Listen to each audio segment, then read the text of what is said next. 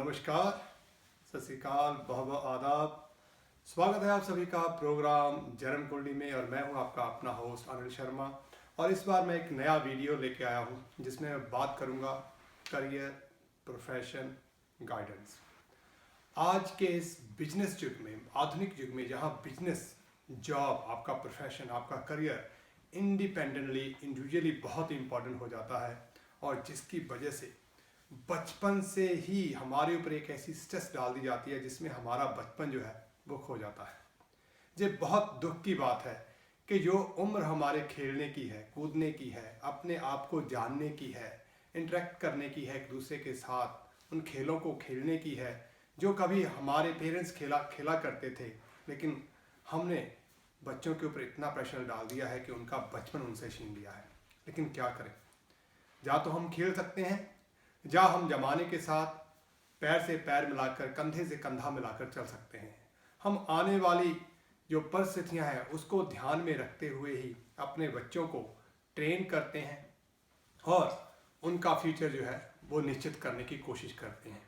हमारा फ्यूचर, हमारे बच्चों का फ्यूचर बहुत कुछ परिस्थितियों के ऊपर आधारित होता है, लेकिन उसमें मैंने देखा है कि बच्चों का फ्यूचर जो है बहुत सारा माँ बाप की अपनी इच्छाओं के ऊपर निर्भर करता है। बचपन से ही बच्चे के दिमाग में एक बात डाली जाती है कि तुम्हें डॉक्टर बनना है, तुम्हें इंजीनियर बनना है, तुम्हें बैंकर बनना है, तुम्हें रेलवे की जॉब करनी है क्योंकि मैं रेलवे में जॉब करता हूँ, इससे अच्छा ऑप्शन कोई नहीं है। तुम्हें आर्मी ज्वाइन करनी है क्योंकि मैं आर्मी में कमांडर हूँ, इससे बेहतर कुछ और नहीं हो सकता। तुम्हें पुलिस की जॉब करनी है क्योंकि यही तुम परसूट करती है। तुम्हें एक्टिंग करनी है क्योंकि मेरा पूरा प्रोफेशनल जीवन जो रहा है वो एक्टिंग में रहा है। तुम्हें वो करना है क्योंकि तुम्हारे कज़न ने किया है। तुम्हें यह करना है क्योंकि तुम्हारे पड़ोसी ने किया है।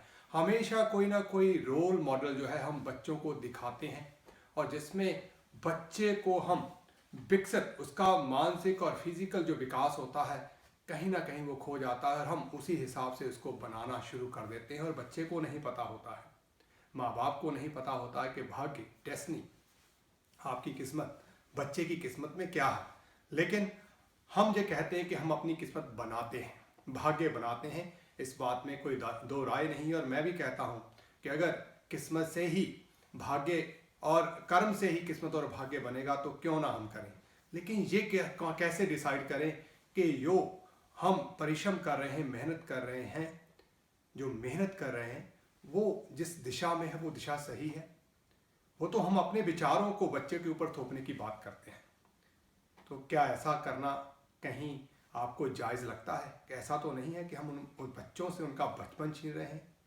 स्ट्रेस है और इसके पीछे एक बड़ा कारण है। क्यों मैं ये बातें कर रहा हूँ? इसलिए कि आपने डॉक्टर की डिग्री तो ली, लेकिन अब आपके पास पेशेंट नहीं है। आपने डॉक्टर की डिग्री तो ली, लेकिन आपको कोई जॉब देने के लिए तैयार नहीं है क्योंकि आपके मन में था कि हम जीपी बन जाएंगे, हम गवर्नमेंट सेक्टर में, सिविल सेक्टर में जो है हमें जॉब मिल जाएगी और आराम से बैठ के रोटी खाएंगे, पेशेंट आए या ना आए। लेकिन अब आपके ऊपर एक्स्ट्रा प्रेशर होगा कि आपको अपना क्लिनिक खोलना है। यहाँ फॉरेन कंट्री में और ख़ास करके यूके जैसे कंट्री में तो आप प्राइवेट प्रैक्टिस भी नहीं कर सकते। तब आप क्या करेंगे? क्योंकि ये इसलिए मैं कह रहा हूँ कि बहुत सारे ऐसे केसेस मेरे पास आ रहे हैं जिसमें एक केस में ऐसा बता सकता हूँ जो रिसेंटली हुआ है। बच्चे के माँ बाप बच्चे को प्रोत्साहित करते रहे कि आपको डॉक्टर बनना है, लेकिन वो क्वालिफाई नहीं हो पाया यूके में। लेकिन माँ बाप चाहते थे कि बच्चा डॉक्टर बने। उन्होंने यूरोप भेजा, वहाँ जाके नहीं हुआ, उन्होंने अमेरिका भेजा और वहाँ जाके उसने अपना लंबा टाइम लगाकर वहाँ से डॉक्टरी की डिग्री तो ले ली, लेकिन जैसे ही वापस आया यूके में उसके लिए यहाँ स्थान नहीं था क्योंकि उसे यहाँ पर फिर से अपने आप को इस सिस्टम के हिसाब से ढालना था। अब देखिए, डॉक्टर होना और उसके बाद आप एक छोटा सा रेस्टोरेंट चलाने लगे क्योंकि जॉब नहीं है, प्रेशर बहुत है, मिल नहीं रहा है, तो आप खाली भी नहीं बैठ सकते, डिप्रेशन का कारण है। तो क्या हुआ, उस बच्चे ने एक रेस्टोरेंट खोल लिया। कहाँ डॉक्टर, कहाँ रेस्टोरेंट, बिल्कुल एक दूसरे के जैसे कहें कि एक पूर्व और दूसरा पश्चिम, एक ईस्ट है तो दूसरा वेस्ट है। अब ऐसी स्थिति में आप दुखी होंगे, आप हंसेंगे, मजाक बनाएंगे, क्या करेंगे? और उस बच्चे का क्या कसूर था जिसको हमने सिर्फ अपनी इच्छा शक्ति के लिए, कि अपनी इच्छा पूर्ति के लिए डॉक्टर बनने के लिए मजबूर कर दिया? और सच्चाई पता क्या है? उसे डॉक्टरी में तो यहाँ कोई कुछ नहीं मिला, लेकिन वो रेस्टोरेंट के काम में बहुत अच्छा कर रहा है, जिसकी उसके पास पढ़ाई भी नहीं है, उसकी जानकारी नहीं, लेकिन बहुत अच्छा कर रहा है और अच्छे पैसे कमा रहा है। और आज उसका मन ये करता है कि मैंने इतने वर्ष यूँ ही खराब कर दिया, अगर मैं पहले से इस चीज़ को जान लेता और इस फील्ड में ही मैं आ जाता तो आज तक तो मैं बहुत कुछ आगे तक जा सकता था, मेरे बहुत सारे और रेस्टोरेंट हो सकते थे। खैर, कहते हैं कि जब जागो तभी सवेरा, तो अभी शुरुआत हुई है। तो मैं ये कहूँगा कि करियर गाइडेंस जो है, प्रोफेशनल गाइडेंस जो है, ये बहुत इंपॉर्टेंस है कि आप इच्छाओं के ऊपर ही ना रहें, आप बच्चे के डेस्टिनी को भी साथ साथ जानने की कोशिश करें। अब आपका सवाल होगा कि हम कैसे जानें डेस्टिनी क्या है? जी हाँ, मैं हमेशा कहता हूँ, अगर बीमार हो तो डॉक्टर के पास जाओगे, अगर कोई झगड़ा हो गया है तो पुलिस स्टेशन जाओगे, वहाँ बात नहीं बढ़ी तो आप सोलिसिटर के पास जाओगे। हर चीज़ के लिए कोई ना कोई कारण है। लेकिन जब ऐसे सवाल होते हैं जो ना आपको कोई सोलिसिटर बता सकता है, ना कोई डॉक्टर बता सकता है, ना कोई बैंकर बता सकता है, ना कोई और बता सकता है, लेकिन एक सब्जेक्ट है जो आपके इन सवालों का जवाब दे सकता है, वो है जन्म कुंडली।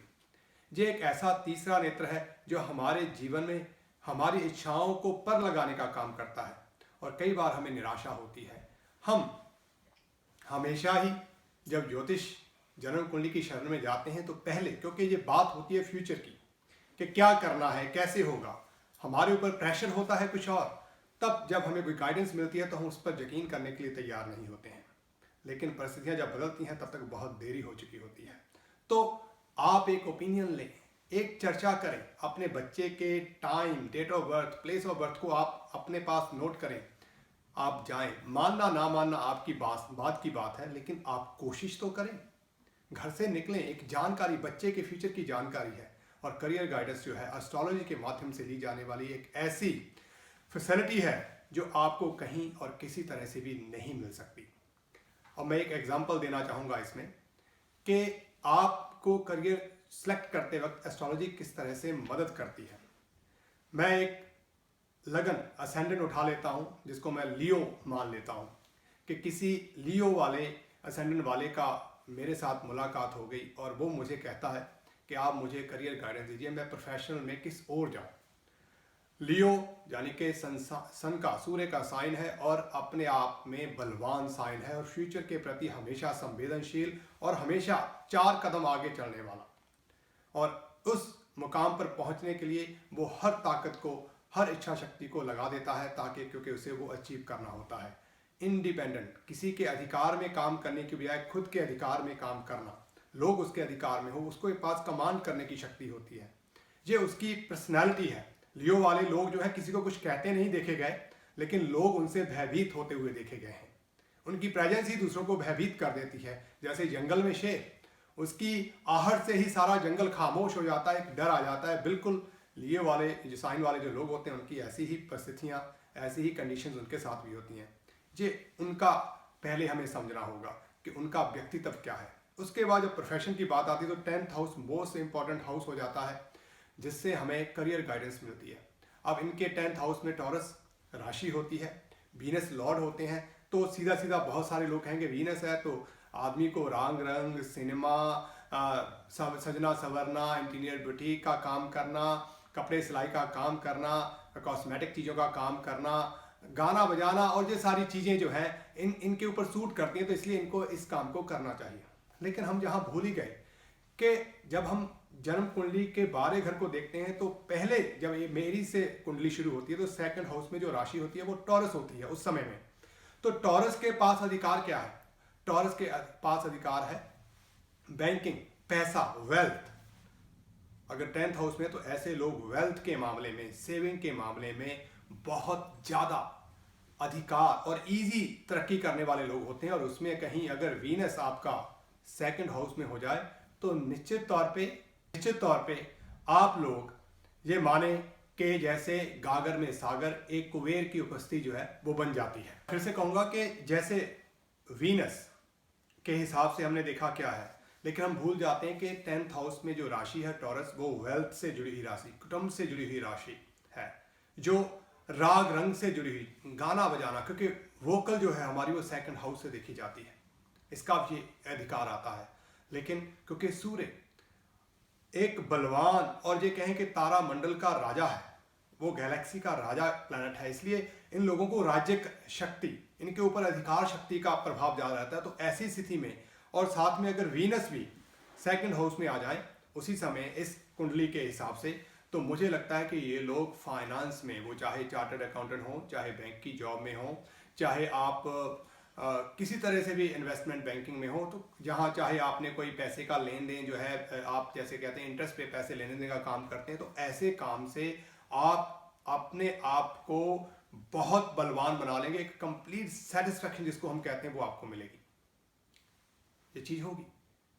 अब हम बच्चे को बना रहे हैं डॉक्टर, तो ऐसे में डॉक्टर कहाँ गया? हम चाहते हैं कि बच्चा सूर्य का अंक है और राशि है और ऐसा आदमी जो है वो लाइफ गिवर होता है, मान सकते हैं, लेकिन कैसे होगा ये सब? तो डॉक्टर बनाना क्या इस स्थिति में बच्चे के साथ न्याय करना होगा? जी नहीं, बिल्कुल ये स्थिति बच्चे के साथ अन्यायकारक है।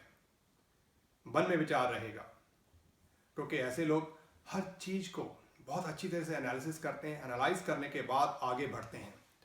और सच्चाई ये है कि अगर उसी समय लगन का जो लॉर्ड सूर्य है वो अगर कहीं 11th हाउस में आ जाए, तो ऐसे लोग कुबेर का साक्षात अवतार होते हैं। ऐसे लोगों के सिग्नेचर जो हैं, जैसे बैंक का मैनेजर, चीफ और उससे बड़े बड़े जो रीजनल मैनेजर हो जाते हैं, वो एक साइनिंग अथॉरिटी बन जाता है। मैं तो जहां तक भी मानता हूं, देखा गया है कि ऐसे लोग किसी देश के बैंक के गवर्नर तक हो सकते हैं, होते हैं। तो ये अपने आप को वर्ल्ड बैंक के गवर्नर तक हो सकते हैं। यहाँ से पैसे का कर्जा लेना देना और दुनिया के ऊपर अपना अधिकार जमाना जो है इनके हाथ में आता है। तो हमें ये नहीं सोचना चाहिए काम छोटा है या बड़ा है, हमें ये देखना है कि कौन सा काम आपको मुकम्मल बनाएगा, कौन सा काम है जो आपको सेटिस्फेक्शन देगा, कौन सा काम है जिसमें अपॉर्चुनिटीज आपके पास खुद चल के आएंगी, कौन सा काम है जिसको आप एंजॉय करेंगे, आप करेंगे। आपकी फुलफिलमेंट जिस काम से होगी वो आपकी डेस्टिनी से जुड़ा हुआ कार्य ही होगा। अगर आप उससे उलट जाएंगे तो निश्चित तौर पे काम तो होगा, आप उस स्ट्रेस से कोप नहीं कर पाएंगे। काम तो आप करेंगे, आपको एप्रिसिएशन नहीं मिलेगी। आपने 10 वर्ष काम किया लेकिन आपको प्रमोशन नहीं मिलेगी। प्रमोशन का टाइम आया, आपकी जो प्रोग्रेस रिपोर्ट जो होती है जिसके हिसाब से आपको प्रमोशन मिलती है वो इनफ नहीं पाई जाती, और यहाँ तक कई बार आपको फिर से स्टार्ट करने के लिए बोल दिया जाता है। इसकी एक एग्जांपल देना चाहूँगा। मेरे पास एक सज्जन आए जो पुलिस की जॉब करते हैं, लीब्रा उनका असेंडेंट साइन है और उनके 10th हाउस में क्या है, कैंसर राशि। जो ये देखने के बाद मुझे पहले ही लगा कि ये इंसान पुलिस डिपार्टमेंट में है, क्यों? ये तो शुक्र का अंक और चंद्र का अंक है, ये तो इमोशनल, लिखने वाला, पढ़ने वाला, कलाकार टाइप का, दोनों ही तरह का इंसान हो जाए। ये कैसे इंप्लीमेंट करेगा लॉ एंड ऑर्डर को? और अगर ये कर भी रहा है, चला भी रहा है, तो इसको आगे तरक्की कैसे मिलेगी? तो ये बातें मेरे दिमाग में थी। उन्होंने सवाल यही कर दिया कि आज जब मुझे प्रमोशन की उम्मीद है इतने साल वर्ष लगाने के बाद, तो वो मुझे कहते हैं कि स्टार्ट फ्रॉम द बिगनिंग। और अब मेरे मन में ये आने लगा है कि मैं इस जॉब को छोड़ दूं, मैं कुछ और कर लूं। यही होता है इतने वर्ष लगाने के बाद, जब आपके शरीर में ताकत होती है, आपके अंदर एम्बिशंस होते हैं, आप फुल ऑफ एनर्जी होते हैं, और आपने वो समय जो है वो निकाल दिया अपने हाथ से, और आज फिर से आप चाहे उसी जॉब में शुरू करें, गारंटी नहीं है। और सच्चाई यही है कि उसमें आपको तरक्की नहीं मिलेगी, आप कितनी भी कोशिश कर लें। अगर आप नया कारोबार शुरू करते हैं तो उसको फिर से एस्टैब्लिश करने में आपको समय लगेगा। लेकिन मैं ये कहूँगा कि आपको इस फील्ड को चेंज कर लेना, जो मैंने उन्हें सुझाया वो ही अच्छा होगा। तो हमें ये समझना होगा, समझ सकता हूँ। अब आप कहेंगे कि आप ये कह रहे हैं, तो मैं इसमें एक और चीज़ दूंगा कि लीब्रा राशि न्याय की राशि, बैलेंस की राशि है, इसलिए उनका आकर्षण या उन्हें लगा कि चलो ये एक अच्छी जॉब है, उनके अंदर एक ये चीज़ रही होगी। मैं इसको थोड़ा सा एक्सप्लेन करने के बाद अपने नए वीडियो में गाइडेंस के बारे में और बात करूंगा। तो लीब्रा राशि बैलेंस करने की राशि है, सच्चाई की राशि है, बराबरता की राशि है। इस वजह से कहीं ना कहीं आप इस फील्ड में आए। लेकिन चंद्रमा जो हाउस ऑफ प्रोफेशन है, वो किसी तरह से भी इन चीज़ों के ऊपर अपना अधिकार नहीं जमाता, जिसकी वजह से आप आज इस स्टेज पे आ गए हैं कि आपको या तो जॉब छोड़नी पड़ेगी या आप फिर से शुरू करेंगे। वहीं जीरो से जहां आपने शुरू किया था। तो मैंने ये सुझाव दिया उनको और उनके बाद खुद भी समझ में आ गया और खुद भी वो कुछ ऐसा ही सोच रहे थे। तो ऐसी ही परिस्थितियां आपके साथ, आप अपने बच्चों के लिए सोच रहे हैं तो उनके साथ, आपके आस पड़ोस, आपके संबंधियों में बच्चा जब 10th क्लास करता है, जब A लेवल कर लेता है, जब +2 कर लेता है, इंडिया आदि कंट्रियों में जो भी स्टैंडर्ड है हमारे, उसके हिसाब से हमें आगे होता है कि कौन सी डिग्री, कौन सी फील्ड में जाया जाए। तो इन सब चीज़ों के ऊपर मैं चर्चा करूंगा अपने आने वाले वीडियोज़ में कि हमें किस तरह से ये डिसीजन लेना है। ये करियर गाइडेंस जो है, प्रोफेशनल गाइडेंस है, वो हम कहाँ से लें, कैसे लें। और जन्म कुंडली के माध्यम से, जैसे मैंने आपको बताया कि बहुत आसान तरीका है और इसमें और बहुत सारे पहलू हैं। अगर उनके ऊपर मैं चर्चा करूं तो आप कंफ्यूज हो जाएंगे। जो एंजॉयमेंट आपको इस प्रोग्राम में अभी आ रही है, कहीं ना कहीं आप उसमें ऐसा लगेगा कि आपने एक ट्रैक को खो दिया है। तो इसलिए मैं बहुत डिटेल में और कैलकुलेशन जो है वो नहीं आपको बता रहा हूं, क्योंकि आपने एस्ट्रोलॉजी नहीं करनी, आपको तो करियर गाइडेंस चाहिए। मैं सीख कह रहा हूं ना? जी हाँ, क्योंकि हमें तो आम खाने से मतलब है। आम कौन से बाग से आए, कौन से सिटी से आए, ये हमें नहीं देखना है। आम मीठा हो, स्वादिष्ट हो तो हमें अच्छा लगता है। बस वही चीज़ हमें देखनी है कि हमें अपने फ्यूचर में किस तरह से आगे बढ़ना है।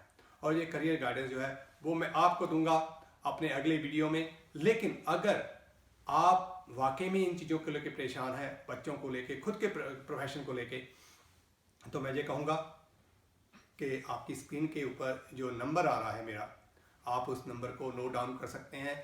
ईमेल आ रहा है, वहाँ पे करें। आप मेरे साथ प्राइवेट कंसल्टेशन ले सकते हैं, ताकि 1 to 1 फेस टू फेस जैसे भी हो, ओवर द फोन, जैसे भी आप चाहें, मेरे साथ बात कर इस कन्फ्यूजन को आप दूर करो। एक डायरेक्शन आपके पास हो जो सारी ज़िंदगी जिसको आप एंजॉय करें। क्योंकि बीच बीच में ब्रेक सबके आती हैं, मुश्किलें आती हैं, लेकिन हम उस चीज़ को एंजॉय करें, उस मोमेंट को एंजॉय करें, उस काम को एंजॉय करें। ये बहुत ज़रूरी होता है, क्योंकि बचपन से लेके बुढ़ापे तक हमारे जीवन में निरंतर विचारधारा और परिवर्तन जो है वो आते रहते हैं। देश बदलता रहता है, शहर बदलता रहता है, लेकिन हम वही होते हैं। और हमें कुछ ऐसा करना है जिसमें हमें 100% सेटिस्फेक्शन मिले। बस इन्हीं दुआओं के साथ कि आपको ये वीडियो अच्छा लगा होगा, ये जानकारी अच्छी लगी होगी। बस लाइक करना ना भूलें इस वीडियो को। साथ में मेरे चैनल को सब्सक्राइब करना ना भूलें, रेकमेंड करना ना भूलें, और पाएं नई नई जानकारी एस्ट्रोलॉजी के माध्यम से हमारे मानवीय जीवन के बारे में। धन्यवाद, नमस्कार।